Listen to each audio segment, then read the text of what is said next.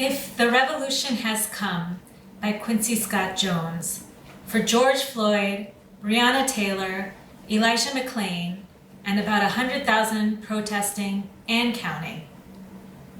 Let it be known this wasn't the first protest. Let it be known that weeks before, white men came to the doors of multiple state capitals with guns and anger, demanding the country open itself back up. Let it be known they wanted haircuts. Let it be known this started over a 20. The $20 bill is the most counterfeited in the world, has a watermark on the side and Andrew Jackson on the face. Andrew Jackson removed indigenous nations to make room for plantations, hated banking and federal taxation, infrastructure and integration, and really hated paper money, preferred silver coins instead. But paper is progress, and there is no going back. Let it be known, back in 2016, Jackson was to be removed in exchange for Harriet Tubman. Harriet Tubman moved between Philly and Baltimore, removing people from slavery almost 20 times, bringing with her a Bible and a gun, because she was a free woman, and there is no going back.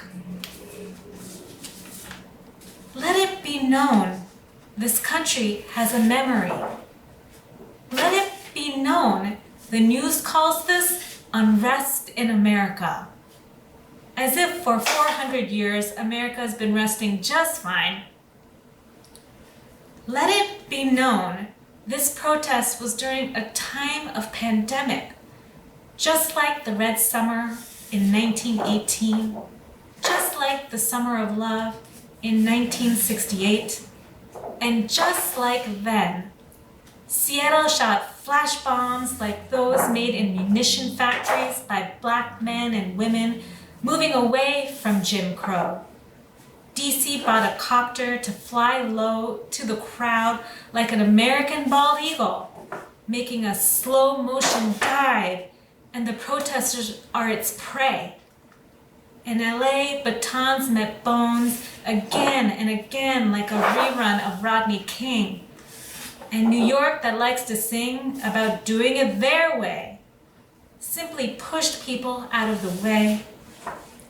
And the camera picking up every sound as heads split half open, life pouring out into the streets, and let it be known, I met my wife in the streets of Philadelphia at a concert so big the whole city came out to the party. And when it was over, the whole city got lost on the way home. And when we realized that we were walking into the infrastructure of the expressway with no way to escape,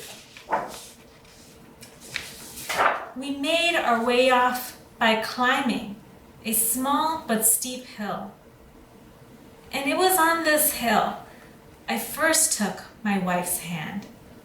And as corny as it is to say, I felt instant electricity, the gravity of the moment counterbalanced by the gravity of the hill, the incline of the climb.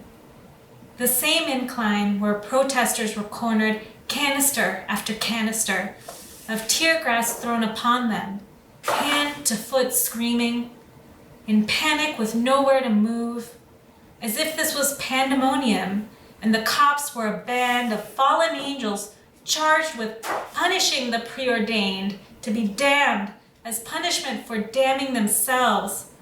All this to say, if this is not a movement of change more flashbang than explosion, a moment to be erased from memory and set to rest like falling asleep watching a rerun, and if our allies, when put to the test, panic at the incline of the climb, take their silver coins, salute their ravenous eagle, and happily pay Delilah to cut their hair, then let it be known this will not be the last protest, because this country has a memory, And this protest wasn't the first.